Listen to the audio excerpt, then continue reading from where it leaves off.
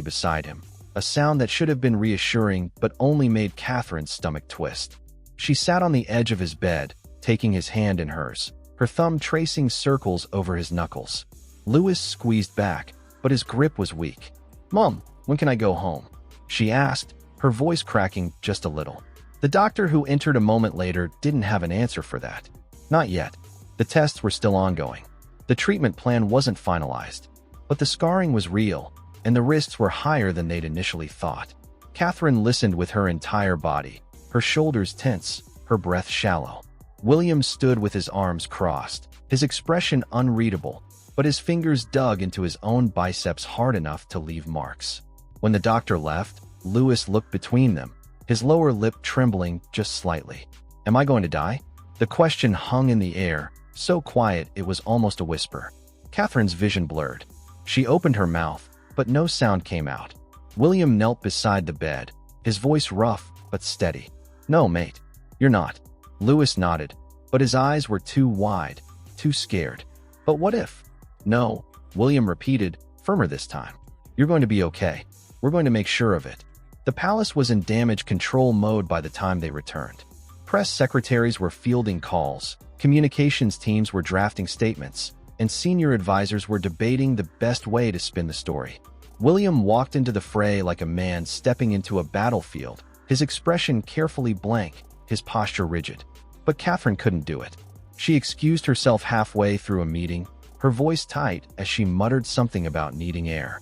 She didn't go far, just to the garden, where the roses were in full bloom, their scent sweet and cloying.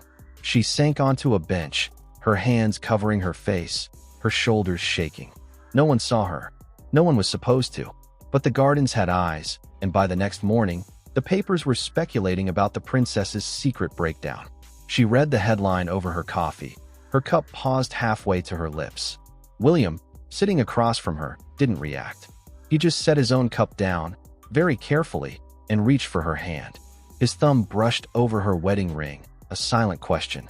She didn't pull away, but she didn't look at him either. "We can't keep doing this," she said finally, her voice barely above a whisper. "We can't just pretend." William's jaw tightened. "What do you want me to do, Catherine? Fall apart in front of the cameras?" "I want you to fall apart in front of me, asterisk." She shot back, her voice rising. "I want you to stop acting like this is just another problem to solve. Our son is sick." William flinched like she'd struck him. For a moment, neither of them spoke. Then, quietly, he said, "I know." And just like that, something between them cracked open. That night, after the children were in bed and the palace had finally gone quiet, they found themselves in Louis's room, watching him sleep. The monitors still beeped softly, a constant reminder of the fragility of the moment. Catherine sat in the chair beside his bed, her head resting on the mattress, her fingers tangled in the sheets. William leaned against the wall, his arms crossed, his gaze fixed on his son's face. "What if we lose him?" Catherine whispered, so quietly William almost didn't hear her. His breath caught. He pushed off the wall, kneeling beside her, his hand finding hers. "We won't," he said, but the words felt hollow, even to him. Catherine turned her head just enough to look at him, her eyes red-rimmed. "You don't know that." He didn't. And that was the worst part. The not knowing. The helplessness. For the first time in his life, William felt the full weight of his limitations. Not as a prince, not as a future king, but as a father. He couldn't fix this. He couldn't make it go away. All he could do was sit there, holding his wife's hand, and pray. The next morning, the leaks got worse. A source close to the royal family told one paper that Louis's condition was life-altering. Another claimed the palace was hiding the truth from the public. The speculation was relentless, each new headline more sensational than the last. William snapped during a meeting with his private secretary, slamming his fist on the desk hard enough to make the pens jump. "Enough," he barked. "We are not discussing my son's health like it's some kind of political strategy." The room fell silent. His secretary, a man who'd served the royal family for decades, cleared his throat. "Your Highness, we only want to." "I don't care what you want," William cut in, his voice shaking with barely contained fury. "Louis is not a story. He's our son." He stormed out before anyone could respond, leaving a room full of stunned faces in his wake. Catherine found him 10 minutes later in the library, staring out the window at the gardens below. She didn't say anything. She just stood beside him, close enough that their shoulders brushed. "They're going to crucify us," William said finally, his voice raw. "For what?" Catherine asked. "For not being perfect?" He let out a bitter laugh. "That's the problem, isn't it? We're supposed to be perfect. And now the world knows we're not." She reached for his hand, lacing their fingers together. "Good," she said. "Let them." The turning point came when Charles called. William had been avoiding his father, unable to face the weight of the crown's expectations on top of everything else. But Charles didn't give him a choice. "William," he said, his voice leaving no room for argument. "We need to talk." They met in the king's private study, the one with the heavy drapes and the portrait of Elizabeth II watching over them. Charles didn't beat around the bush. "The press is out of control. The public is worried. And your mother?" He trailed off, rubbing his temples. "She's beside herself." William's guilt flared. He hadn't even thought about Camilla, about how this was affecting her. "I know," he said, his voice quiet. I don't know how to fix it." Charles studied him for a long moment, his expression softening. "You don't have to," he said finally. "Not alone." William looked at him, really looked at him, and for the first time, saw the lines of worry etched into his father's face. Charles wasn't just the king. He was a grandfather. And he was scared too. "What do we do?" William asked, his voice breaking just a little. Charles sighed, leaning back in his chair. "We tell the truth," he said. "Not the whole truth. God knows we don't owe them that. But enough. Enough to stop the speculation. Enough to let the world know that Louis is in good hands." William nodded, the tension in his shoulders easing just a fraction. "And then?" Charles's eyes were kind. "And then, my boy, you focus on your family." The statement, when it finally came, was short and to the point. "Prince Louis remains under the care of specialist doctors, who are monitoring his condition closely. His parents, their Royal Highnesses the Prince and Princess of Wales, are grateful for the public's understanding and support during this difficult time. Updates will be provided as appropriate. No details, no sensationalism, just the facts." And for the first time in days, William and Catherine felt like they could breathe. The press wasn't satisfied, of course. They never were. But the worst of the speculation died down, and for now, that was enough. That evening, they sat with George and Charlotte in the nursery, the four of them curled up on the sofa with a blanket and a stack of Louis's favorite books. George was quiet, his usual chatter replaced by a thoughtful silence. Charlotte, on the other hand, had questions. "Will Louis still be able to play football?" Catherine hesitated. "Not for a while, darling. What about school?" "We'll see," William said, ruffling her hair. "But right now, we just need to focus on getting him better." Charlotte nodded, but her lower lip wobbled. "I miss him," she said, her voice small. Catherine's heart ached. She pulled Charlotte into her arms, kissing the top of her head. "We all do, sweetheart. We all do." The hardest part, they soon realized, wasn't the press or the public or even the medical uncertainty. It was the way the crisis had seeped into every corner of their lives, changing things they hadn't even noticed until they were already different.